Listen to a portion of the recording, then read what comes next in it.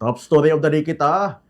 Ginapubahan sang International Criminal Court o na ICC Trial Chamber 3 ang pangabaya sa prosekusyon nga i-freeze ang anuman nga kantidad nga nakumpiska kay former President Rodrigo Duterte pagkatapos ng ipag-aresto sang Marso 2025.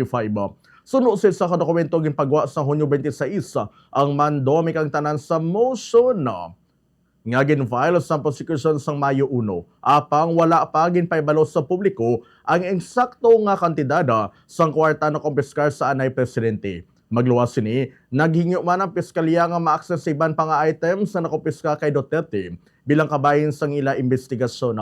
Suno ka Attorney Peter Hines, wala sang bastante nga rason ang prosecution agud iangot ang mga liabi sa ginalagar nga krimen o kung naman nga propiedad may kaangtanan sa kaso.